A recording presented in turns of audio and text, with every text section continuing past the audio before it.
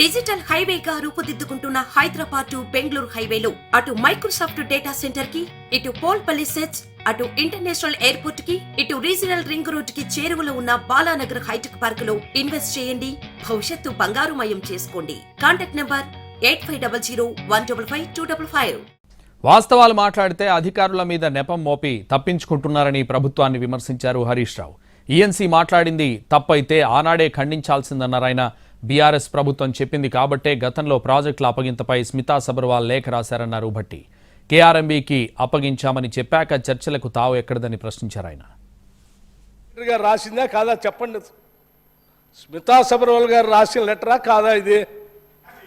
అప్పుడు ఇరిగేషన్ సెక్రటరీగా ఉన్నారా లేరా? సీఎం గారి ఆఫీస్లో ఉన్నారా లేదా? ఆ లెటర్లో మేము మీకు తెలుసు కదా, మేము ఒప్పుకున్నాము ఇవ్వటానికి, మీ అందరికి తెలిసిందే కదా, ఆ రాష్ట్రం ఈ రాష్ట్రం ఇద్దరం కలిసి ఒప్పుకున్నాము అని చాలా స్పష్టంగా రాసిన తర్వాత ఇంకా మళ్ళీ మేము చేయలేదని మాట్లాడుతారు ఏంటండి? ఎన్నటి రాసిండు? ఇగో 27/1/2024 నాడు రాహుల్ బొచ్చే రాసిన ఉత్తరంలో కూడా ఆపరేషన్ ప్రోటోకాల్ ఫైనల్ అయ్యేదాకా 50-50 ఇవ్వండి అని మీ ప్రభుత్వం రాసిన ఉత్తరమే. మరి ఈయన కూడా మా చుట్టమేనా? ఈయన కూడా మా ఇన్ఫార్మరేనా?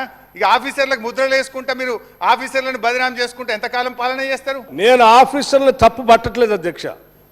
స్మితా సబర్వాల్ గారు తప్పని నేను అనట్లేదు అధ్యక్ష. స్మితా సబర్వాల్ గారు ఎక్కడైతే పనిచేశారో వారి బాస్ ఆనాటి ముఖ్యమంత్రి గారు కేసీఆర్ గారు చెప్తేనే వారు రాసి ఉంటారు.